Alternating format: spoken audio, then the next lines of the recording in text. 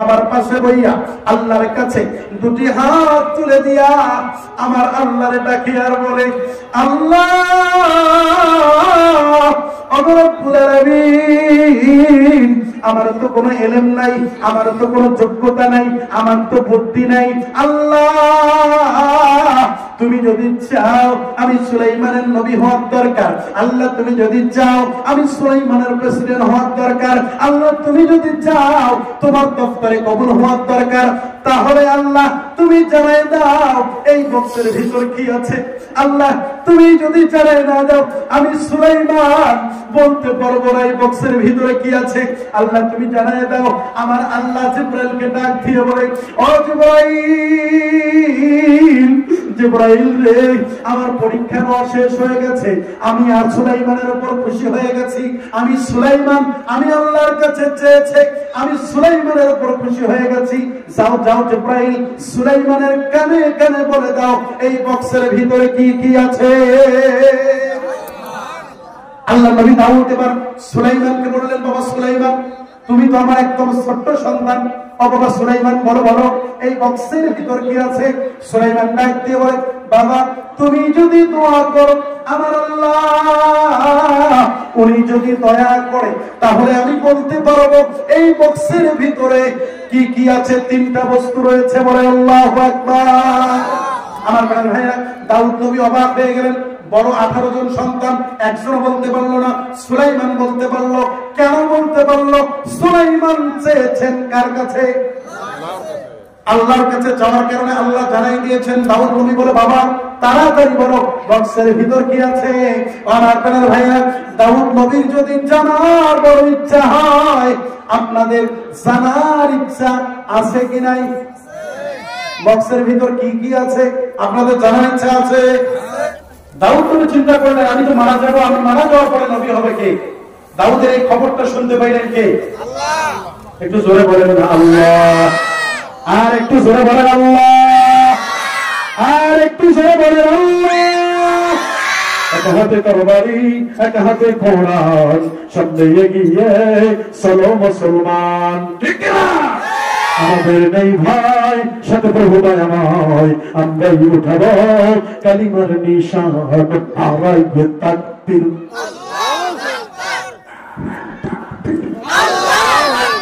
আল কোরআনের আলো কোন জায়গায় পরিবর্তন হয়ে গেল।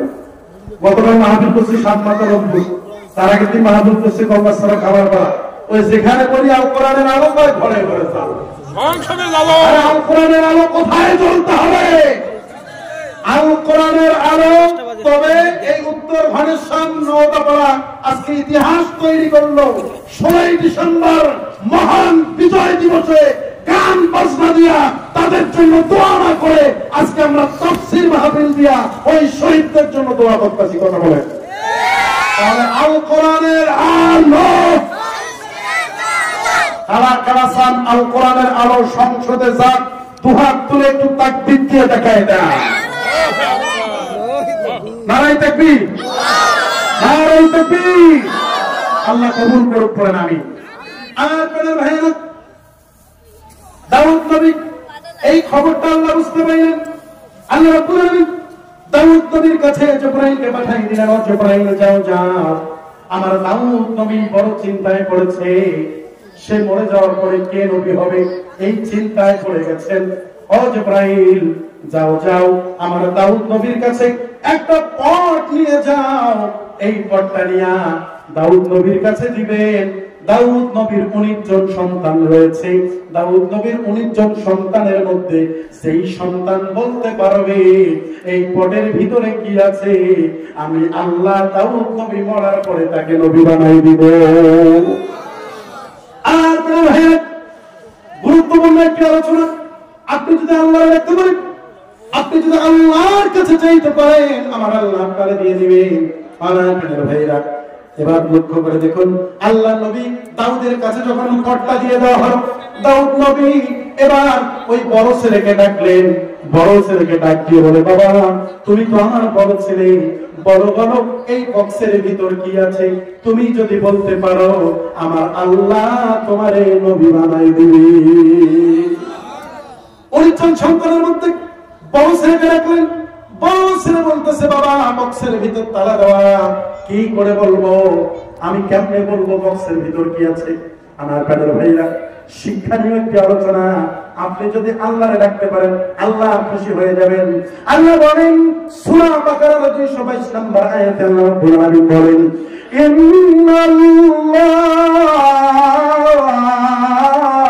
ইন্নাল্লাহা ইউহিব্বুত তাওয়াবিন।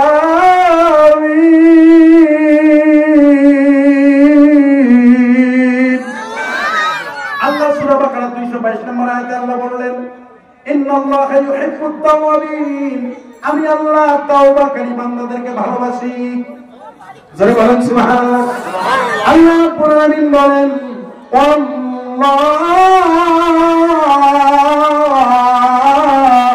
আল্লাহু ইউহিব্বুল মুহসিনিন।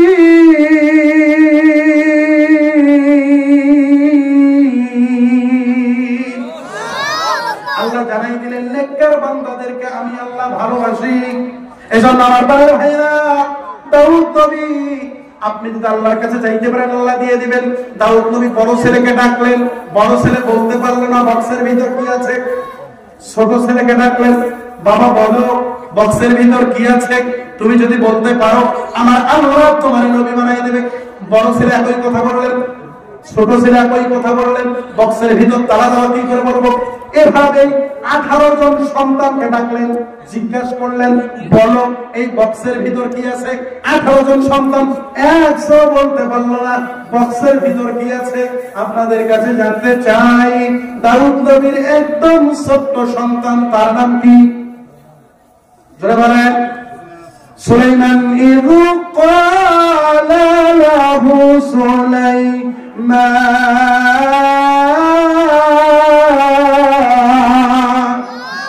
দাউদ নবীর একদম ছোট্ট সন্তান, তার নাম সুলাইমান। এবার আমার দিকে তাকান লোকনি, আমার প্রাণের ভাইয়েরা, দাউদ নবীর ছোট্ট সন্তান, 18 জন সন্তান একশো বলতে পারে বক্সের ভিতর কি আছে। দাউদ নবীর ছোট্ট সন্তান সুলাইমান আল্লাহর কাছে বাবার পাশে বইয়া আল্লাহর কাছে দুটি হাত তুলে দিয়া আমার আল্লাহরে ডাকি আর বলে, আল্লাহ রব্বুল আলামিন, আমার তো কোনো ইলম নাই, আমার তো কোনো যোগ্যতা নাই, আমার তো বুদ্ধি নাই। আল্লাহ তুমি যদি চাও আমি সুলাইমানের নবী হওয়ার দরকার। আল্লাহ তুমি যদি চাও আমি সুলাইমানের প্রেসিডেন্ট হওয়ার দরকার। আল্লাহ তুমি যদি চাও তোমার দফতরে কবুল হওয়ার দরকার। তাহলে আল্লাহ তুমি জানাই দাও এই বক্সের ভিতর কি আছে। আল্লাহ তুমি যদি জানাই না দাও আমি সুলাইমান বলতে পারবো না এই বক্সের ভিতরে কি আছে। আল্লাহ তুমি জানাই দাও। আমার আল্লাহ জিবরাইলকে ডাক দিয়ে বলে, ও জিবরাইল, জিবরাইল রে, আমার পরীক্ষা শেষ হয়ে গেছে, আমি আর সুলাইমানের উপর খুশি হয়ে গেছি। আমি সুলাইমান, আমি আল্লাহর কাছে চেয়েছি, আমি সুলাইমানের উপর খুশি হয়ে গেছি। যাও যাও জিবরাইল, সুলাইমানের কানে কানে বলে দাও এই বক্সের ভিতরে কি কি আছে। আল্লাহ নবী দাউদ এবার সুলাইমানকে বললেন, বাবা সুলাইমান, তুমি তো আমার একদম ছোট্ট সন্তান, ও বাবা সুলাইমান বলো বলো এই বক্সের ভিতর কি আছে। সুলাইমান ডাক দিয়ে বলে, বাবা তুমি যদি দোয়া করো আমার আল্লাহ উনি যদি দয়া করে তাহলে আমি বলতে পারবো এই বক্সের ভিতরে কি কি আছে। 3টা বস্তু রয়েছে, বলে আল্লাহু আকবার। আমার ভাইরা, দাউদ নবী অবাক হয়ে গেলেন। বড় 18 জন সন্তান একজন বলতে পারলো না, সুলাইমান বলতে পারলো। কেন বলতে পারলো? সুলাইমান চেয়েছেন কার কাছে? আল্লাহর কাছে যাওয়ার কারণে আল্লাহ জানাই দিয়েছেন। দাউদ নবী বলে, বাবা তাড়াতাড়ি বলো বক্সের ভিতর কি আছে। আমার প্রাণের ভাইয়া, দাউদ নবীর যদি জানার বড় ইচ্ছা হয়, আপনাদের জানার ইচ্ছা আছে কি নাই? বক্সের ভিতর কি কি আছে আপনাদের জানার ইচ্ছা আছে? কার কার নাই হাত তোলেন। সবার ইচ্ছা আছে, আমার বলার ইচ্ছা নাই। বলবো বলবো চলবে? কতক্ষণ চলবে? বুড়ে মানুষ দেখছেন, আমার নানা হয়তো দাদার বয়সে বয়স যতক্ষণ চালাইতে পারেন চালান, আল্লাহ কবুল করেন। আমিন, জোরে কর আমিন। আমার প্রাণের ভাইরা, আমার বলার ইচ্ছা আছে, আমার হায়াতের শেষ পর্যায়ে বলবো ইনশাআল্লাহ। আমার প্রাণের ভাইরা, দাউদ সুলাইমান চেয়েছিলেন কার কাছে? আল্লাহর কাছে চাইবার কারণে আমার আল্লাহ দিয়েছে। আমার প্রাণের ভাইরা, আমরাও চাইবো কার কাছে? জোরে বলেন। আপনি বিপদে পড়েছেন, চাইবেন কার কাছে? অভাবে পড়েছেন, চাইবেন কার কাছে? অসুস্থ হয়েছেন, চাইবেন কার কাছে? একমাত্র সুলাইমান আল্লাহকে ডাকবার কারণে আমার আল্লাহ তারে এত বড় জ্ঞানের অধিকারী বানাই দিয়েছিলেন। জোরে বলেন সুবহানাল্লাহ। তাহলে বক্সের ভিতরে বস্তু কি কি আছে আপনারা সকলেই শুনবেন, বলেন ইনশাআল্লাহ। আমার বড় ভাইরা, মহিলা মা বোনেরা এসেছেন, 6 শ্রেণীর মহিলাকে আল্লাহ নিজ হাতে জাহান্নামে দেবে। কয় শ্রেণীর? 6 শ্রেণীর মহিলাকে আল্লাহ নিজ হাতে জাহান্নামে দেবে। এর মধ্যে এক নাম্বার সেই মহিলা নিজের চুলগুলো পর পুরুষকে দেখায়, ওই মহিলাকে আল্লাহ নিজ হাতে জাহান্নামে দিবেন। নারায়ে তাকবীর, নারায়ে তাকবীর, নারায়ে তাকবীর। মাহফিলের পক্ষ থেকে প্রধান বক্তার আগমন, শুভেচ্ছার স্বাগতম। নওদাপাড়ার পক্ষ থেকে লাল গোলাপ শুভেচ্ছা, মাহফিলের পক্ষ থেকে লাল গোলাপ শুভেচ্ছা। আল্লাহু আকবার। আল্লাহ কবুল করেন। আমিন। সম্মানিত হাজিরিন, যেহেতু প্রধান মেহমান এসেছেন, আরো কথা কি শুনতে পারে? জোরে বল। চলতে পারে না। যতটুকু কথা বললাম, তবে সর্বোপরি একটা কথাই বলবো, যেহেতু ওয়াদা দিয়েছি বক্সের ভিতরে কি কি আছে এটা বলতেছি, তার আগে আপনাদেরকে বলতে চাই, সদা সর্বদা আমরা স্মরণ করবো কাকে? জোরে কর। যাকে স্মরণ করবো তেনার নাম থেকে জোরে বলতে কি কষ্ট হয়? আল্লাহ। আর একটু জোরে বলেন আল্লাহ। আল্লাহ কবুল করুক। আমি যে কথা বলতেছিলাম, প্রধান মেহমানের কাছে 2টা মিনিট চেয়ে নিয়ে মহিলা মা বোনদেরকে 6 শ্রেণীর মহিলাকে আল্লাহ নিজ হাতে জাহান্নামে দেবে। 6 শ্রেণীর? 1 নাম্বার, হাসতেছে, আমরা হাসি পারবো ভাই, হাসা যাবে না। ওই মা তো আপনারও মা, ওই বোন তো আমারও বোন, আপনি হাসবেন কেন? ওই বোনটা তো আমারও বোন হতে পারে। 6 শ্রেণীর মধ্যে 1 নাম্বার, যেই মহিলা নিজের চুলগুলো পরপুরুষকে, যেই মেয়েটা রাস্তাঘাটে মাথায় কাপড় নাই, বুঝতে হবে ওই মেয়েটার লজ্জা শরম নাই, ঠিক না? যেই মেয়েটা রাস্তাঘাটে মাথায় কাপড় নাই, বুঝতে হবে ওই মেয়েটার লজ্জা শরম নাই। যেই মেয়েটা নিজের দেহ বাজারেও দেখায়, লজ্জা থানা থাকিলে কি আর লজ্জা দেওয়া যায়? এজন্য মা বোনেরা, যদি 1 নম্বর অভ্যাস রাখা থাকে, আল্লাহর ওয়াস্তে না, আপনি ক্ষমা চান, আল্লাহর ওয়াস্তে আজ থেকে পরিবর্তন হন।